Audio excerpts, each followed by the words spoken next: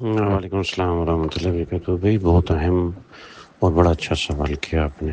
اصل میں یہ حدیث کو سمجھنے میں اور سمجھانے میں شاید کہیں کمی رہ گئی ہے، اس وجہ سے آپ کو یہ اشکال ہو رہا ہے۔ اصل بات یہ ہے کہ حدیث میں آتا ہے کہ من لبس ثوب شہرۃ فی الدنیا البسہ اللہ ثوب مذلۃ یوم القیامہ ثم الہب فیہ نارا، کہ جس شخص نے دنیا میں نمائش اور شہرت کا لباس پہنا، جس شخص نے من لبس ثوب شہرۃ فی الدنیا، شہرت کا لباس پہنا یا نمائش کا لباس پہنا، ٹھیک ہے، تو البسہ اللہ ثوب مذلۃ یوم القیامہ، اللہ اس کو ذلت و رسوائی کا لباس پہنائے گا۔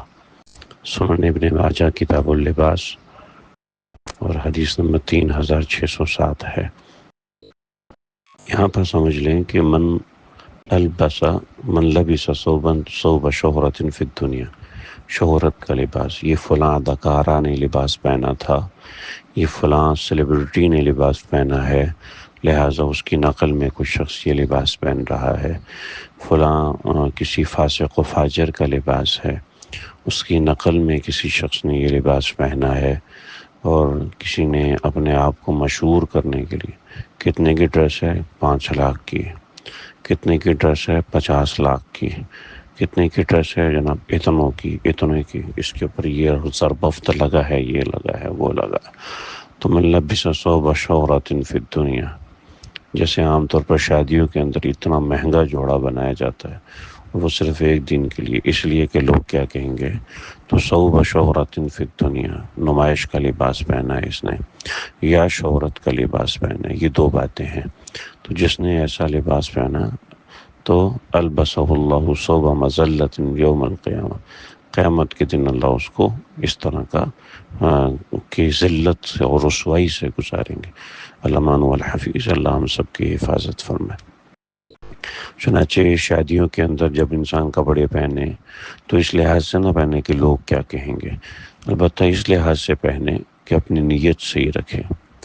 حضرت عبداللہ بن عمر بن عاص سے یہ روایت ہے کہ رسول اللہ صلی اللہ علیہ وسلم نے فرمایا کہ البسوا فی غیر محیلۃ ولا صرف، کہ ایسا لباس پہنو جس کے اندر کوئی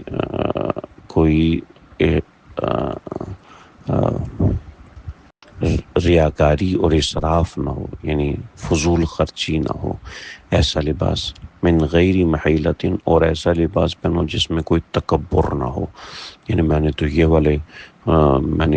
یہ برانڈ پہنا ہے، میں نے وہ برانڈ آپ پہنے استعمال کریں، لیکن من غیر محیلۃ، ایسا نہ ہو کہ آپ کو برانڈ پہننے سے تکبر ہو کہ میں نے تو یہ برانڈ پہنے، تو نے کون سے کپڑے پہنے، ڈنڈا پہن کے آ گیا وغیرہ وغیرہ۔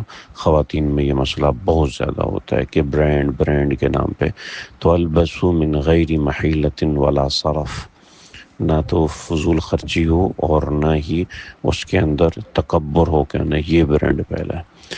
پھر دوسری طرف یہ بھی فرمایا کہ ان اللہ یحب ان تری نعمتہ علی عبدہ، کہ اللہ تعالیٰ کو یہ بات پسند ہے کہ بندے کے اوپر اس کی نعمت کا اثر ہو، کہ ان تری نعمتہ علی عبدہ، بندے کے اوپر اس کی نعمت کا اثر ہونا چاہیے۔ ایسا نہیں ہے کہ نعمت آپ کے پاس ہے اور آپ اپنے آپ کو غریبوں کے کپڑوں میں لے کے آ رہے ہیں۔ اللہ نے نعمت دی ہے گاڑی کی، آپ پھر بھی رکشے میں آ رہے ہیں۔ مسند احمد میں یہ روایت ہے، حدیث نمبر 6708 نمبر ہے۔ مصنف ابن ابی شیبہ میں بھی ہے، سنن ابن ماجہ میں بھی ہے، سنن صغریٰ نسائی میں بھی ہے، سنن کبریٰ نسائی میں بھی ہے، مستدرک حاکم میں بھی ہے، یہ سب روایت ہے۔ تو اس کے اندر یہ الفاظ اور الفاظ پہ مختلف بھی ہیں، ما لم یخالط اسراف و محیلۃ، تو یہ چیز ہے۔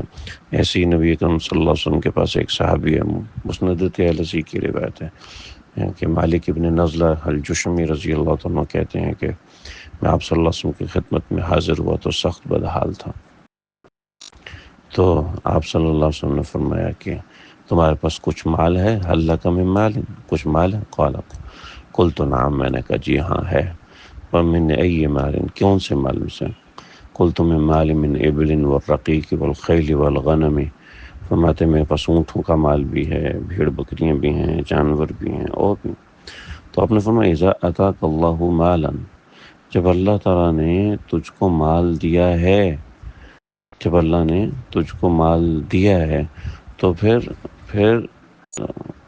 تو فَلْيُرَ عَلَيْكَ أَثَرَ نِعْمَتِهِ وَكَرَامَتِهِ، تو تمہیں چاہیے کہ تمہارے جسم پہ اس مال کا اثر اور اس مال کی کرامت، اس مال کا اثر نظر آنا چاہیے۔ تو اگر اللہ نے دیا ہے تو اچھے سے اچھا لباس پہنیں، اگر اللہ نے دیا ہے تو اچھی سے اچھی گاڑی استعمال کریں، اگر اللہ نے دیا ہے تو اچھی سے اچھی رہائش اختیار کریں، لیکن اس لیے نہیں ہو کہ میرا گھر دوسرے سے اونچا ہو، میرے کپڑے دوسروں سے اچھے ہوں، میرا برانڈ دوسروں سے اچھا ہو، اس میں تقابل نہ ہو۔ بات مغلق ہے لیکن تفصیل سے سمجھائیے، شاید سمجھ میں آ جائے۔ السلام علیکم۔